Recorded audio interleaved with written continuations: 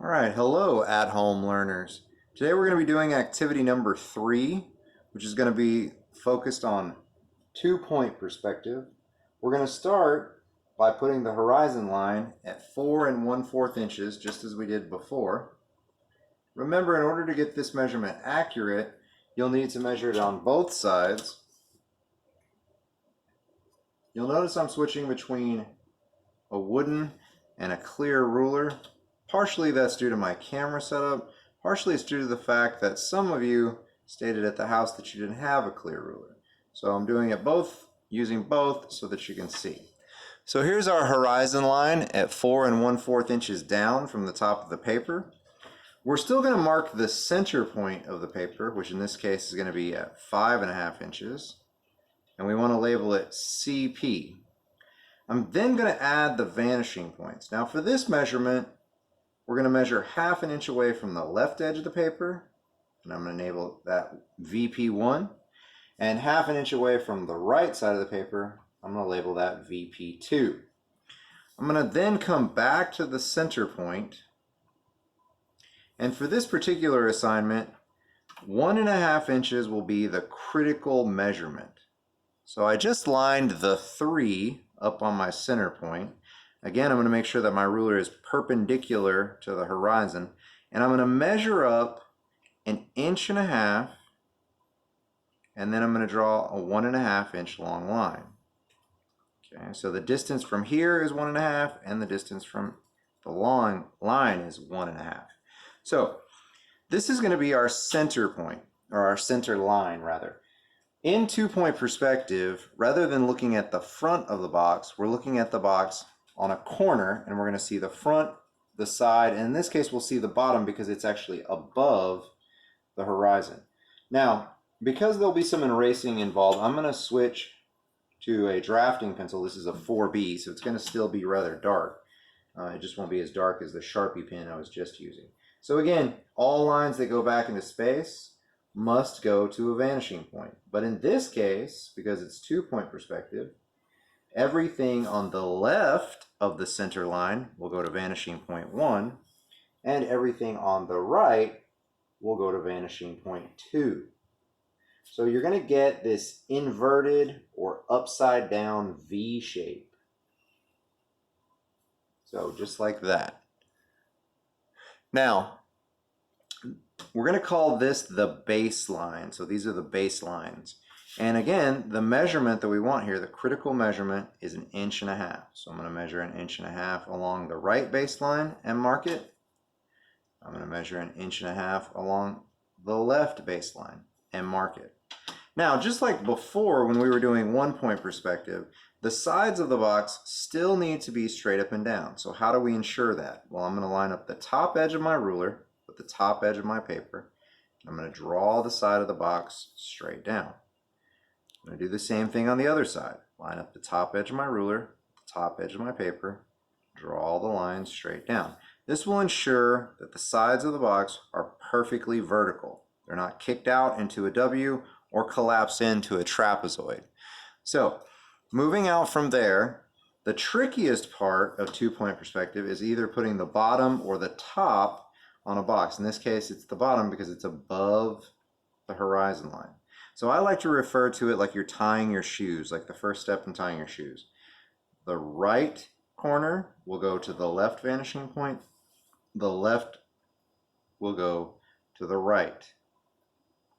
So they're going to cross one another.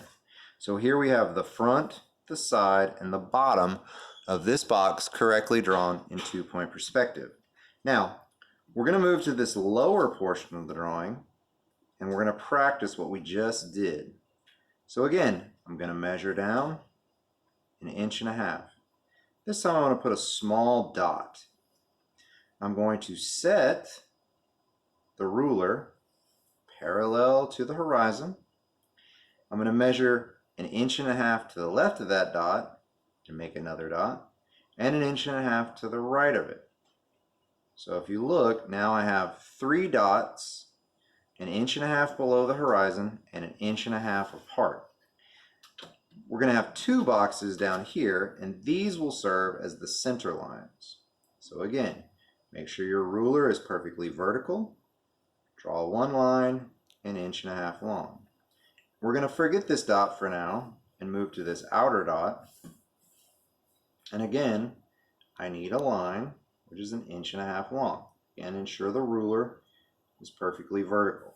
Okay, we're going to turn our attention to this side, and I'm going to begin to connect the lines back to vanishing point 1 as well as vanishing point 2. I'm going to do the same thing on this other side. Again, we're ignoring this dot and this line for right now. So I'm going to draw a cross. It is going to cross over that line, and that's fine. We're going to come back, we're going to clean that up with an eraser before we move on. And again to vanishing point 2. So this time, because the V is slightly off center, it's not directly underneath the center point, notice the left side is a much steeper angle than the right side, and that's fine, that's as it should be. So next, we're going to put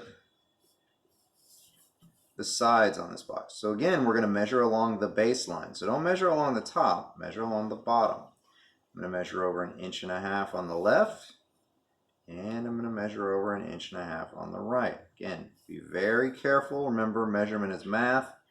It's either right or it's wrong. Then again, line up the end of the ruler with the horizon. This ensures a perfectly vertical line. Do the same thing on the other side. So here we have the front and we have the side of this box. The only remaining thing left to do is to put the top on. So again, the right will go to the left vanishing point, and the left will go right. Now, I'm going to take just a second and I'm going to clean this up with an eraser. And again, I always recommend a high quality white vinyl eraser for perspective drawings. And you have to remember, I'm drawing in a 4B drafting pencil, which is quite a bit darker than your number 2 pencil. They just work better to erase the graphite.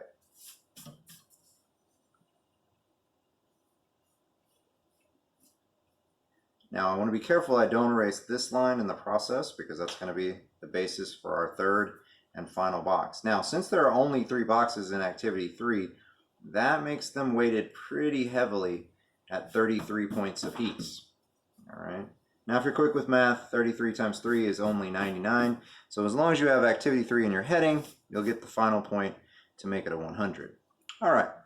So again, this time I'm going to show you a time-saving trick where instead of drawing the line all the way back, which would go through our previously drawn box, I'm going to line up the vanishing point and our center line. Remember, this is called the center line in 2-point perspective. And I'm just going to draw the baseline 1.5 inches long. I'm going to do the same thing over here. I'm going to line up with vanishing point 2 and the center line. I'm going to draw a line which is 1.5 inches long. Now, for the top line, what I like to do is line up vanishing point 1, top of the center line, draw it over until it's just past this line. It'll leave us a little bit of erasing, but it's better to be too long than to be too short. We'll do the same thing on the other side. Again, it must go to the vanishing point. Even if you don't draw the line all the way back, it must point to the vanishing point. All right. Then we need our vertical sides. Again, line up the end of the ruler with the horizon to ensure that it's perfectly vertical.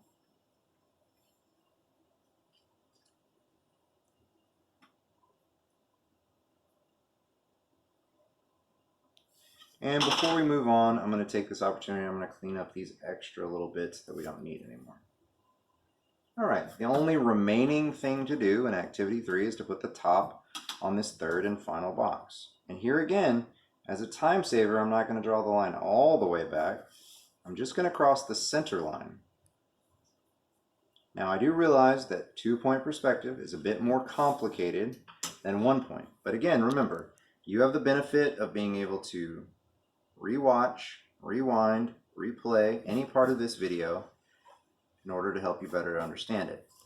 If at any time you have a question, please direct your questions to the inbox so that I can answer them.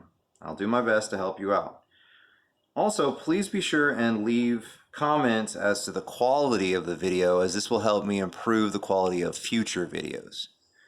Again, this is activity 3. This is a daily grade. This is the third in a series of 6, which will be averaged together for an assessment grade.